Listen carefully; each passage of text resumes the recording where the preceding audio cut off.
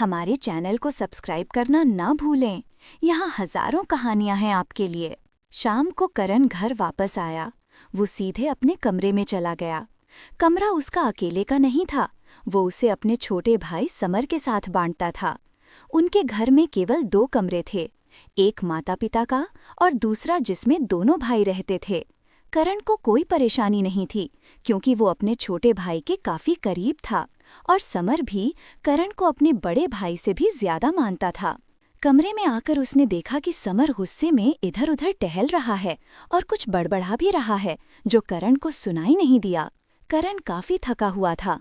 वो आराम से बिस्तर पर बैठते हुए बोला, क्या हो गया समर, आज फिर कर्जदार आए थे घर पर या फिर तुम्हारी माँ और पापा में कोई लड़ाई? पता नहीं समझता क्या है वो खुद को। अमीर घर का है तो क्या ऐसे ही कहीं भी कभी भी आ सकता है और सबको डिस्टर्ब करेगा। समर ने करण की बात बिल्कुल नहीं सुनी। वो अलग ही गुस्से में बड़बड़ाता हुआ बोला। करण ने उसकी बात सुन ली। अरे कौन अमीर घर का? क्या हुआ? किसके बारे में बात कर रहा है समर? तू कुछ बताएगा? पहले रुक जा, यहाँ आराम से बैठ जा। इस तरह कमरे में टहलकर कहीं नहीं पहुँचने वाला तू। करण उठकर उसके सामने खड़ा हुआ और उसका कंधा पकड़कर उसे रोका। अरे भैया, वो वही जो आज वहाँ पर आया था और फिर उसने सच में बहुत ही ज्यादा घमंडी है वो। किस तरह से उसने उस लड़की की इंसल्ट की सबके सामने। मैंने तो कभी सोचा भी नहीं था कोई लड़का भी किसी लड़की को इस तरह से रिजेक्ट कर सकता है। समर अपने मन में सब कुछ सोचते हुए बोला, कौन है ये वो और वही जिसके बारे में बात कर रहा है तू समर? साफ साफ बता। वैसे अगर किसी को किसी लड़की में इंटरेस्ट नहीं है और वो उसे पसंद नहीं करता तो लड़का भी उसे रिजेक्ट कर सकता है, इसमें कोई इतनी बड़ी बात नहीं है। करण ने समर को समझाते हुए कहा और फिर कंफ्यूजन में दोबारा पूछा, अरे हाँ भाई, ये बात मैं भी समझता हूँ, लेकिन उसका तरीका बहुत ही अजीब था। उसने इस तरह से उस लड़की की इंसल्ट की और वो तो रोने भी लगी थी, लेकिन फिर भी उसका दिल नहीं पसीजा। और आपको पता है, समर बड़ी हैरानी से करण के साथ बिस्तर पर बैठ गया और उसकी तरफ देखकर ये सब बोल रहा था। वो अपनी बात पूरी कर पाता उससे पहले ही करण ने समर का हाथ पकड़ लिया और बीच में बोला, नहीं समर, मैं नहीं जानता और मुझे समझ भी नहीं आ रहा है तो किस बारे में बात कर रहा है। वैसे भी जब तक तू पूरी बात नहीं बताएगा तो मुझे पता कैसे चलेगा। ओके भाई, ठीक है, फिर मैं आपको पूरी बात बताता हूँ, ध्यान से सुनिए। समर थोड़ा एक्साइटेड होते हुए बोला। करण ने भी हल्के से अपना सिर हिलाया। तभी समर ने बोलना शुरू किया। Flashback start. ऋषभ वहाँ पर समर के कोचिंग सेंटर में आया। उसने वहाँ पर बैठे सारे स्टूडेंट की तरफ देखते हुए पूछा, सुरभि कौन है यहाँ पर? ऋषभ ने एकदम सीरियस और गहरी आवाज में उन सब की तरफ देखते हुए ये पूछा। उसका स्ट्रॉन्ग ऑरा देखकर सभी ने तुरंत ही एक लड़की की तरफ उंगली करके इशारा किया।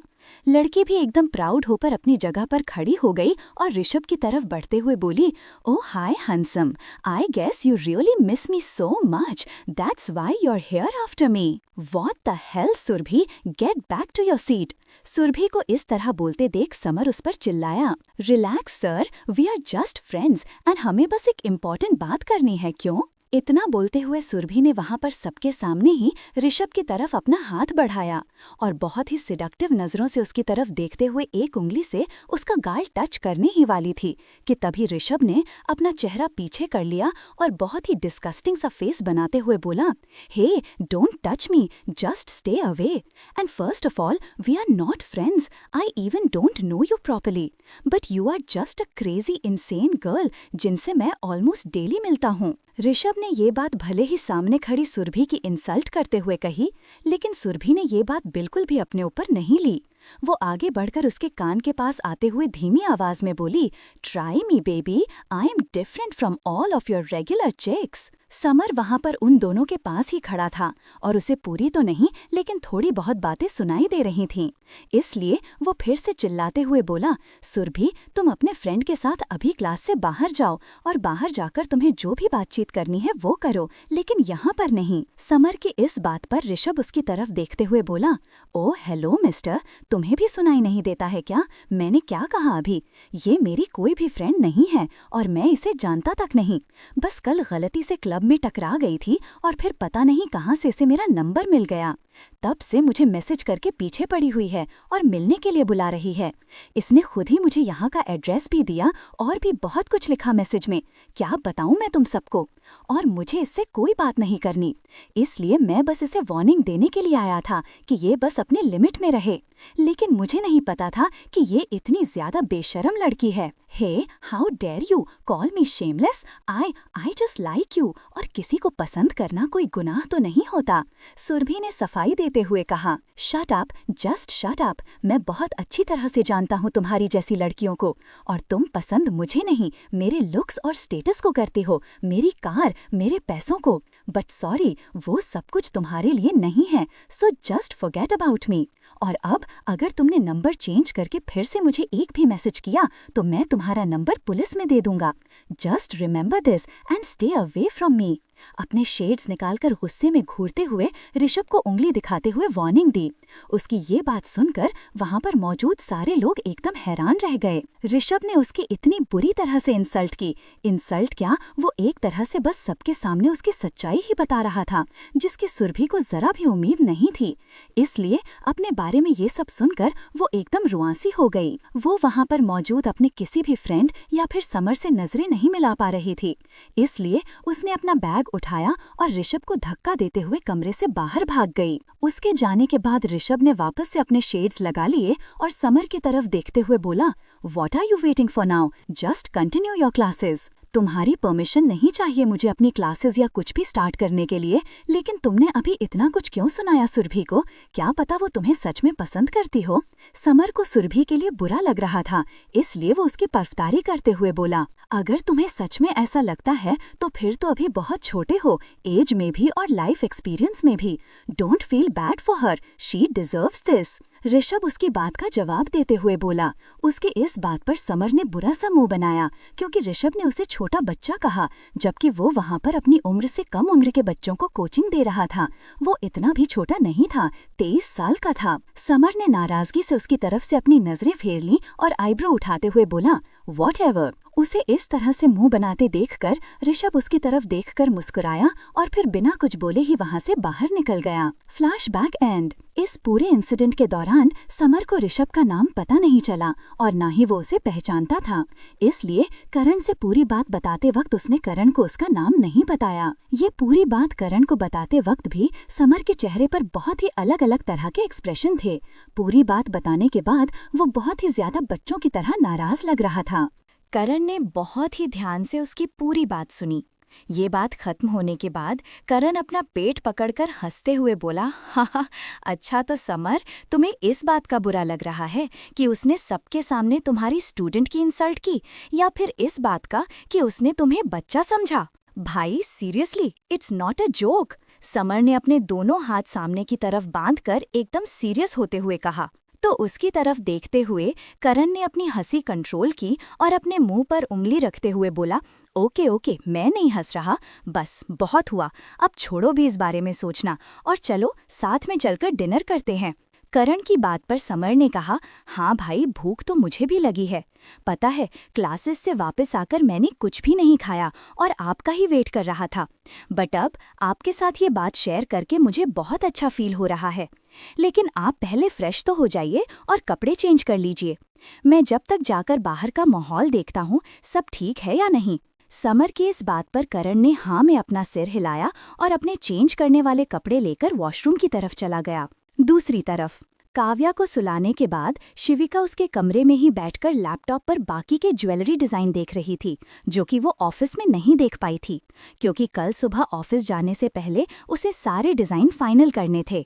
इसलिए वो लेट नाइट तक काम कर रही थी। ज्यादातर वो काव्या के कमरे में ही सोती थी और अब उसे भी काव्या की आदत पड़ गई थी, इसलिए उन दोनों को एक दूसरे के बिना नींद नहीं आती थी। बस कभी कभी काम की वजह से शिविका को मजबूरी में काव्या से अलग होना पड़ता था, नहीं तो अगर वो घर में होती तो काव्या के साथ ही रहती। शिविका अपने काम में लगी हुई थी, तभी उसे बाहर से कुछ आवाज सुनाई दी। फिर उसने घड़ी की तरफ देखा तो रात के 1 बज रहे थे। टाइम देखकर उसे जैसे कुछ समझ आ गया।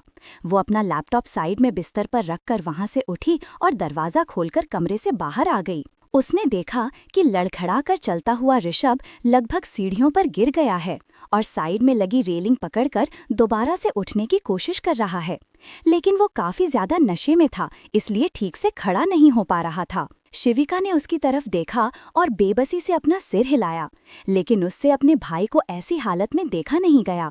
इसलिए वो उसकी तरफ आई और उसका एक हाथ अपने कंधे पर रखकर उसे सहारा देते हुए बोली, ऋषु, क्या हाल बना रखा है अपना?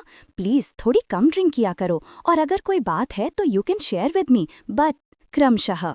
हमारे चैनल को सब्सक्राइब करना ना भूलें, यहाँ हजारों कहानियां हैं आपके लिए। शिवी दी, प्लीज़ यार, इतनी सी हेल्प के बदले इतना लंबा चौड़ा लेक्चर नहीं सुनना है मुझे। अगर हेल्प करनी है तो करो, नहीं तो मैं खुद ही चला जाऊंगा। ऋषभ थोड़ा इरिटेट होते हुए बोला। हाँ, वो तो दिख ही रहा है, खुद ही चले जाओगे तुम। इतने ज्यादा होश में जो हो, ठीक से खड़ा तो हुआ नहीं जा रहा। और कोई लेक्चर नहीं दे रही हूँ मैं, बस थोड़ी कम ड्रिंक करने के लिए बोल रही हूँ, इतनी जिसमें तुम्हें कम से कम अपना होश रहे और ठीक से चल पाओ। बाकी मुझे भी पता है, इतनी आसानी से तो कोई भी ड्रिंक करना नहीं छोड़ देता, और मुझे समझ नहीं आता तुम इतनी पीते क्यों हो। शिविका ने उसकी बात का जवाब दिया और साथ में उसने ताना भी मारा। ऋषभ अपनी तरफ से सफाई देते हुए बोला, दी प्लीज यार, मैं इतनी ज्यादा भी ड्रिंक नहीं करता। वो तो बस आज मेरे एक दोस्त का बर्थडे था, तो उसमें ही सारे दोस्तों ने मिलकर पिला दी, तो थोड़ी सी ज्यादा हो गई। नहीं तो नॉर्मली तुम जूस या फिर कोल्ड ड्रिंक पी कर आते हो ना। मुझे सब पता है ऋषभ, कम से कम मेरे सामने तो बहाने मत बनाओ। शिविका ने उसकी बात पूरी करते हुए कहा।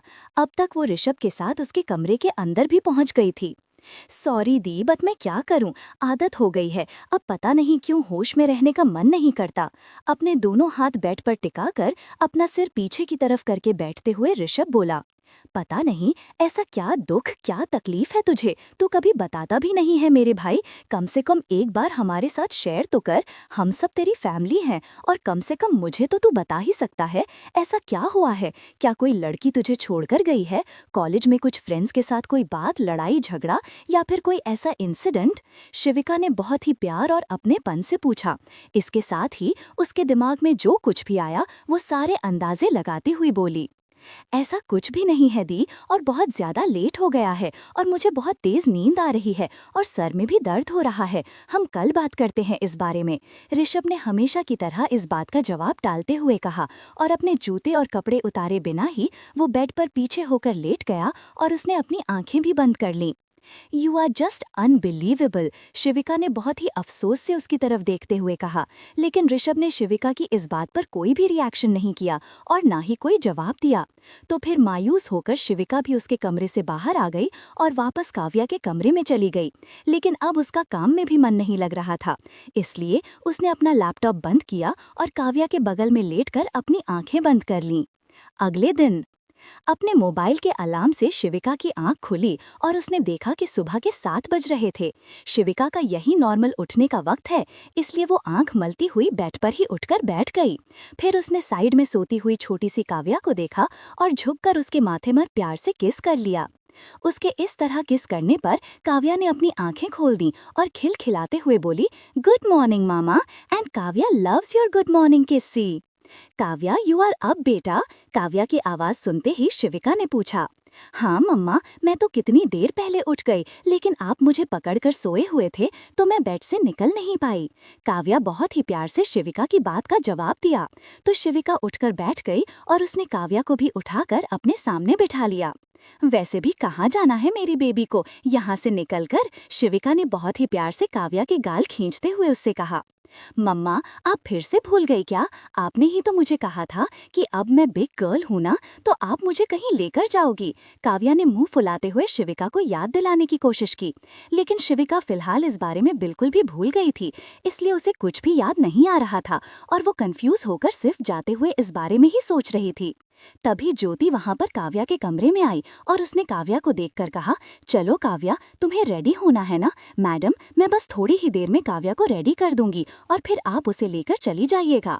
कहाँ लेकर जाना है काव्या को? कुछ इम्पोर्टेंट है क्या? मैं इस तरह से कैसे भूल सकती हूँ, मुझे तो याद ही नहीं आ रहा कहाँ जाना है।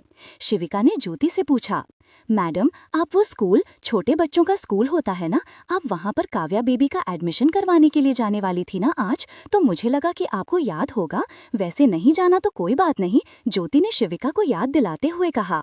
उसकी बात सुनकर शिविका को भी इस बारे में एकदम से याद आया और वो काव्या की तरफ देखते हुए बोली, अरे हाँ बेबी, आज तो आपका प्ले स्कूल में एडमिशन करवाने जाना था, मेरे तो दिमाग से ही निकल गया। चलो जल्दी से जाकर ज्योति दीदी के साथ रेडी हो जाओ, जब तक मम्मा भी रेडी होकर आती है, और फिर हम साथ में निकलते हैं। मम्मा, आप सच में भूल गई थी ना? काव्या ने शिविका से पूछा। नहीं बेबी, मैं आपसे रिलेटेड कोई भी बात भूल सकती हूँ क्या? वो तो बस थोड़ी टेंशन की वजह से मेरे दिमाग से निकल गया था और अभी मुझे याद आ गया। चलो जल्दी करो, नहीं तो हम लेट हो जाएंगे। शिविका ने झुककर काव्या के माथे पर किस करते हुए कहा। उसके बाद ज्योति वहाँ से काव्या को लेकर चली गई और शिविका भी अपने कमरे में आकर रेडी होने लगी।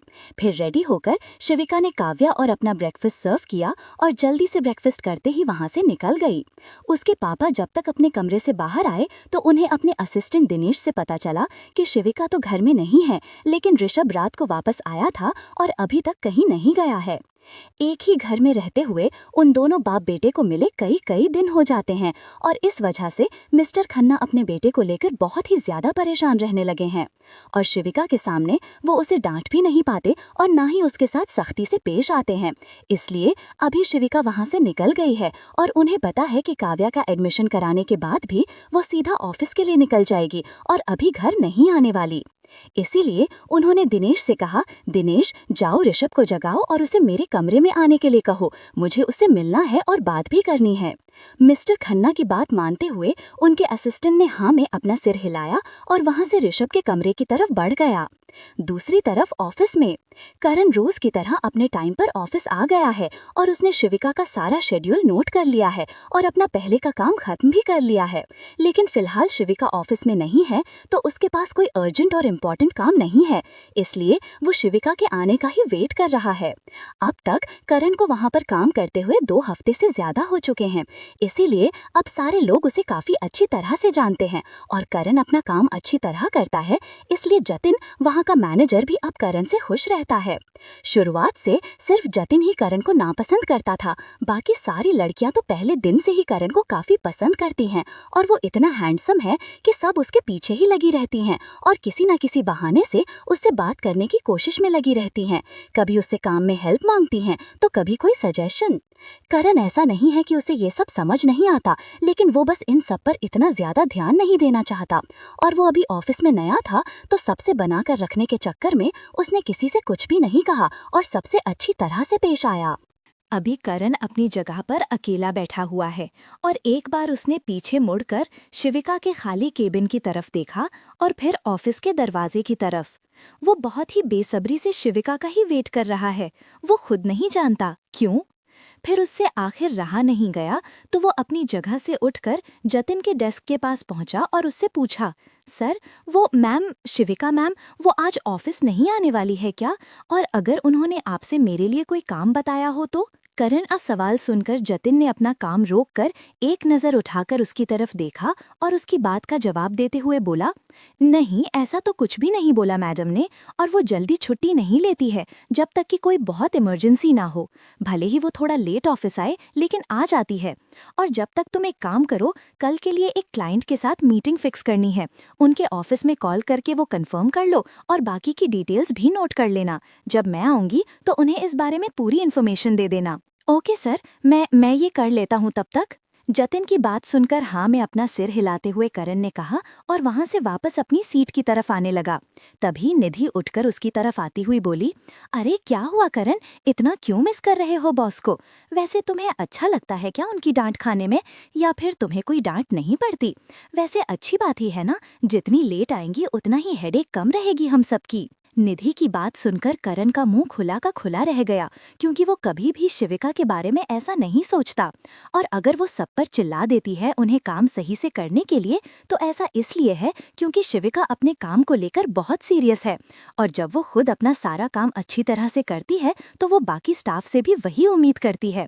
लेकिन अफसोस, हर ऑफिस में निधि जैसे लोग तो होते ही हैं जो काम को सिर्फ एक बोझ की तरह लेते हैं और जल्दी से जल्दी उल्टा सीधा खत्म करते हैं। लेकिन करण भी अपना सारा काम एकदम सीरियस होकर करता है और अपनी बॉस या किसी के भी बारे में ऐसा बिल्कुल भी नहीं सोचता। इसलिए वो बड़े ही आराम से निधि की बात का जवाब देते हुए बोला, मैं उन्हें मिस नहीं कर रहा हूँ, बस अपने काम के लिए ही पूछ रहा था।